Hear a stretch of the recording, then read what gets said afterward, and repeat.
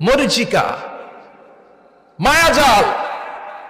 এই মায়াজালে আমরা আটকে আছি, ফলে মৃত্যুর কথা আমরা ভুলে গিয়েছি।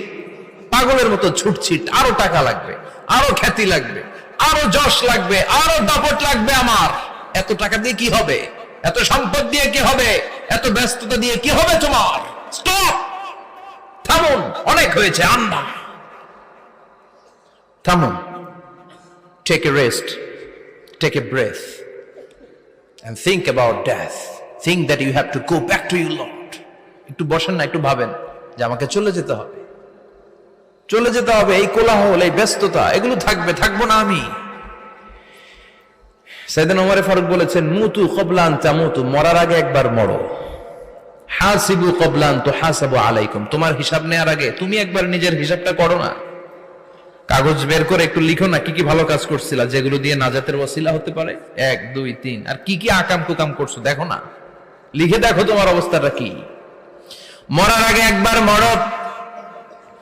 মরার আগে খাটের মধ্যে শুয়ে শটান করে চোখ বন্ধ করে একবার মরার ভান করে দেখেন কেমন লাগে। চোখটা বন্ধ করেন আর ভাবেন আপনি নাই, কি কি হতে পারে ভাবেন। আপনার ছেলে মেয়েরা কান্না জুড়ে দিবে, আপনার প্রাণের স্ত্রী বিলাপ শুরু করে দিবে, বন্ধু বান্ধবের চিৎকার আর মাতম, স্থানীয় এলাকার মসজিদে ঘোষণা, অমুক এলাকার নিবাসী অমুক ভাই অমুকের ছেলে অমুক দুনিয়ায় নাই। সব আত্মীয়রা চলে আসবে, ফেসবুকে স্ট্যাটাস দেয়া হবে, সবাই সবাইকে জানাবে বিকাল 4টায় অমুক হাই স্কুল ময়দানে আপনার জানাজা। ছুটে আসবে, সবাই ছুটে আসবে আপনাকে শেষ বিদায় দিতে, গুড বাই জানানোর জন্য, আল ওয়াদা, বিদায় জানাতে আসবে সবাই। 4 তাকবীর দিয়ে আপনার জানাজা হবে, অশ্রুসিক্ত জানাজায় আপনার বিদায় হবে। কাঠের খাটিয়ার মধ্যে করে কাঁধে তুলে আপনারে কবরে নেওয়া হবে। আগে থেকে খুঁড়ে রাখা কবরটার মধ্যে আপনারে বিছিয়ে দেয়া হবে। বাঁশের কচি দিয়ে তার উপরে মাটির চাপা দিয়ে সব চলে যাবে। ভাবেন না একবার চোখ বন্ধ করে, this is the circle of life, this is the nature of life. এটা সবার হবে, আমার হবে, আপনার হবে। এত মায়া, এত ভালোবাসা কই যাবে? কেউ থাকবে না, সবাই আপনার অন্ধকার কবরে রেখে দিয়ে চলে আসবে।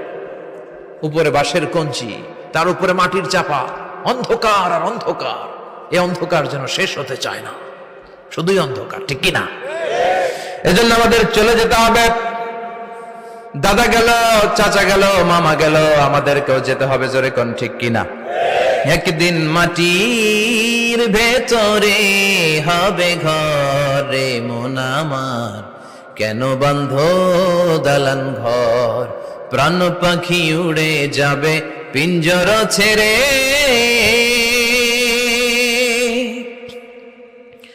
ধরা ধামে সবই রবে, তুমি যাবে চলে।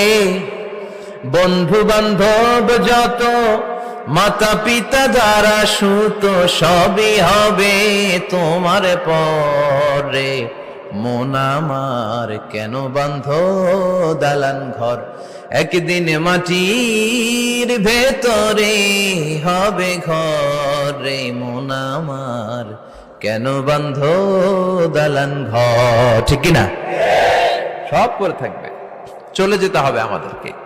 এজন্য আখিরাতের কথা যেন আমাদের স্মরণ হয়। বিশ্বনবী বলতেন, নাহাইতুকুমান জিয়ারাতিল কবুর, আমি তোমাদেরকে কবর জিয়ারত করতে আগে নিষেধ করতাম, কিন্তু এখন নিষেধাজ্ঞা প্রত্যাহার করে নিলাম। এখন সব সময় তোমরা কবরের সামনে যাবা আর জিয়ারত করবা। কবরস্থানে জানতো বড়ুয়া কৃষ্ণপুরের এই গ্রামের কবরস্থান আছে কোন দিকে? পূর্ব দিকে আছে, গোখরার জলের ওদিকে। যান আপনারা, একটু যাবেন, একটু গেলে আখিরাতের কথাটা স্মরণ হবে। ওখানে ছোট শিশুরা শুয়ে আছে, কিশোর যুবকরা আছে, আপনার মতো তাগড়া যুবক মুরব্বীরা আছে। এরা এই এলাকায় থাকতো, এরা আকাশ থেকে নেমে আসে না, এই এলাকার সন্তান, আজ নাই। একটা সার্টেন পিরিয়ড শেষে আপনিও থাকবেন না। This is the nature of life, this is the circle of life. ছোট্ট শিশু হয়ে এসেছিলেন, শৈশব, কৈশোর, যৌবন, প্রৌঢ়ত্ব। আগে ছিলেন সিঙ্গেল, বিয়ে করে হয়ে গেলেন ডবল। এরপরে আল্লাহ আপনাকে একটা মেয়ে দিল, এরপরে মেয়েকে বিয়ে দিয়ে শ্বশুর হলেন, এরপরে ওই মেয়ের ঘরে সন্তান হতে নানা হলেন। আর কতদিন? অনেক দিন হলো তো, অনেক লম্বা সময় পেয়েছেন আপনি। Think about death. এবার যাওয়ার কথা ভাবেন, আখিরাতের সামানের কথা ভাবেন, ফিরে যেতে হবে। কি শক্তিশালী যুবক, বার্ধক্য চলে আসলে লাঠি ছাড়া চলতে পারে না। কুচকুচে কালো দাড়ি সাদা হয়ে যায়, দাড়ির শুভ্রতা, বয়সের ভার, রং ধরা যৌবন জং ধরে শেষ, ঠিক কিনা? This is the circle of life. যুবক ভাইরা, এটাই জীবন, চলে যেতে হবে, কেউ থাকতে পারবে না, ঠিক কিনা? এটা রিমাইন্ডার আল্লাহ এই সূরার ভেতরে দিয়েছেন যে তোমাদেরকে ফিরে যেতে হবে, এই লোভ লালসা ছেড়ে দাও। রব্বুল আলামিন বলেন, আলহাকুমুত তাকাসুর হাত্তা যুরতুমুল মাকাবির। ও গোলাম, দুনিয়ার সম্পদ, লোভ লালসা তোদেরকে পাগল বানিয়ে দিয়েছে। এই লোভ পাগলামি কোনোদিন তোদের থামবে না যতদিন না তোরা কবরে ঢুকবি, ঠিক কিনা? কার কথা? আল্লাহ বললেন, দুনিয়ার সম্পদ আর লোভ আর মোহে তোমরা গাফেল হয়ে গিয়েছো। আখিরাতের কথা বেমালুম তোমরা ভুলে গিয়েছো, কিন্তু আখিরাতে তোমাদের যেতেই হবে, কবরের বাড়িতে তোমাদের ঢুকতেই হবে, ঠিক কিনা? যেতেই হবে, আমরা ভুলে যাই। আলহাকুমুত তাকাসুর, অতিরিক্ত পাওয়ার লোভ, বেশি বেশি খাওয়ার লোভ, বেশি বেশি জমানোর লোভ মানুষকে গাফেল বানিয়ে দিয়েছে। এটা মানুষের স্বভাব, আরো চাই আরো চাই, এই স্বভাবটা আছে না নাই?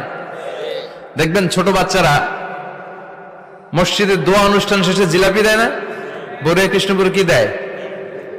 আগে বাতাসা দিত না, এখন কি দেয়? জিলাপি দেয়, মিষ্টি দেয়। তো মসজিদের 2-3 গেট থেকে যদি দেয়, ছোট বাচ্চারা দেখবেন এদিক দিয়ে কয়েকটা নিয়ে আবার ওই গেটে লাইন ধরে। ওর হাত হলো ছোট হাত, ওর হাত ভর্তি জিলাপি, আর নেওয়ার জায়গা না, এরপর আরেক জায়গায় লাইন ধরছে, আরো লাগবে আরো লাগবে, এই আরো আরো আরো চাই, এই স্বভাবটাই মানুষকে কুড়ে কুড়ে শেষ করে দিয়েছে। এত লাগবে কেন তোমার? চাহিদার কোনো শেষ নাই, unlimited demand of human being. যার আছে বেশি তার চাই বেশি, যার সাইকেল আছে তার হুন্ডা চাই, হুন্ডা আছে তো প্রাইভেট কার চাই, প্রাইভেট কার আছে তো প্লেন চাই, প্লেন আছে তো হেলিকপ্টার চাই, হেলিকপ্টার আছে তো ওইটা চাই, ওইটা আছে তো সেটা চাই, ঠিক কিনা? এলাকার মেম্বার যে হয়েছে চেয়ারম্যান হতে চায়, আছে না নাই? চেয়ারম্যান সাহেব এমপি হতে চায়, আছে না নাই? এমপি সাহেব মন্ত্রী হতে চায়, আছে না নাই? মন্ত্রী সাহেব প্রধানমন্ত্রী হতে চায়, আছে না নাই? কিন্তু এই দেশে সুযোগ নাই, কথা কন। এই দেশে প্রধানমন্ত্রী সিলেক্টেড, 2-3 জনের বাইরে কেউ প্রধানমন্ত্রী হতে পারবি না, ঠিক কিনা? আমার এই জীবনে তো আমি 2-3 জনই দেখলাম। বেগম খালেদা জিয়া, মাননীয় প্রধানমন্ত্রী শেখ হাসিনার ছোট্টবেলা দেখেছি এরশাদকে, আমরা তখন ছোট। তো মানুষের চাহিদার কোনো শেষ নাই, যার আছে বেশি তার চাই বেশি। এজন্য বিষ্ণু বলেছেন, উনজুরু ইলা মান হুয়া আসফালা মিন, তোমার চেয়ে যে খারাপ আছে ওর দিকে তাকাও। ওয়ালা তানজুর মান হুয়া আ'লা মিন, তোমার চেয়ে যে ভালো আছে ওর দিকে তাকাও না, তোমার চেয়ে যে খারাপ অবস্থানে আছে ওর দিকে তাকাও। অনেকে নিজের অবস্থান নিয়ে সুখী না, এরকম আছে না নাই? আল্লাহ আমার এটা দিল না রে, ওইটা দিল না রে, পাইলাম না রে, কিচ্ছু হয় না, কি করব জীবনে, হতাশ। আসলে আছে কিন্তু অনেক, কিন্তু শুকরিয়া নাই, ডাকাত, ঠিক কিনা? নিজের অবস্থান নিয়ে সুখী না, কিন্তু অনেক লোক আছে তারা আপনার অবস্থানে পৌঁছতে চায়। তাদের দিকে তাকিয়ে দেখেন, আপনি যে অবস্থানে আছেন এই অবস্থানে পৌঁছাটা অনেকের কাছে স্বপ্ন। তারা প্রতিনিয়ত সংগ্রাম আর স্ট্রাগল করে যাচ্ছে আপনার অবস্থানে পৌঁছতে, আর আপনি এটা নিয়ে সন্তুষ্ট না। শেখ সাদির নাম শুনেছেন? বালাগাল উলা কাশাফাত দুজা, এই কবিতাটার রচয়িতা ইরানের বিখ্যাত এক কবি। উনি একবার আর্থিক সমস্যার মধ্যে দিয়ে সময় কাটাচ্ছেন, টাকা নাই, পয়সা নাই, পায়ে দেওয়ার মতো জুতা নাই। উনি খুব দুঃখ পেলেন, হায় রে, আমি ইরানের এত বড় কবি, আমার পায়ে দেওয়ার মতো জুতা নাই। দুঃখ ভরা মন নিয়ে রাস্তায় হাঁটতে বেরোলেন। হাঁটতে হাঁটতে হঠাৎ দেখলেন একটা লোক শুয়ে শুয়ে কাঁদছে, ওই লোকটার 2টা পাই নাই, পাই নাই। উনি সেজদায় পড়ে গেলেন, আল্লাহর কাছে ক্ষমা চাইলেন, আল্লাহ অনেক দিয়েছ, শুকর আলহামদুলিল্লাহ। এজন্য যেই পরিস্থিতিতেই থাকি না কেন আমরা কি পড়বো? জোরে বলেন, কি পড়বো? এজন্য কানাতু মিনাল ইসলাম, অল্পে তুষ্ট থাকার নাম হলো ইসলাম। সম্পদ লাগবে কিন্তু সম্পদের পাহাড় লাগবে না, ঠিক কিনা? অল্প খান, অল্প পড়েন, অল্প জামান, অল্পের ভেতরে বরকত ঢুকাইয়া দিছে কে? দেখবেন যাদের সম্পদ অল্প তারা সুখী বেশি। জরিপে এটা দেখা গিয়েছে, অনেক সার্ভেতে এটা এসেছে, যারা সম্পদশালী এরা দুঃখী বেশি, এদের দুঃখ বেশি, টেনশন বেশি। খুব স্বাভাবিক। টাকা যার বেশি, রোগ তার বেশি। টাকা যার বেশি, টেনশন তার বেশি। টাকা যার বেশি, ঘরে শান্তি তার কম। আছে না নাই? ঘরের ভেতরে অশান্তি, ছেলে কথা শোনে না, ছেলে টানে গাঞ্জা, মেয়ে করে পরকিয়া। আছে না নাই? স্ত্রী কথা শুনে না, ভালোবাসা নাই, ঘরটা জাহান্নামের টুকরা। রোগ বালাই, এক একটা হসপিটাল বিল পরিশোধ করতে মাসে 5 লাখ 10 লাখ। আছে না নাই? কিছু খেতে পারে না, ডাক্তার একেবারে ডায়েট মেনু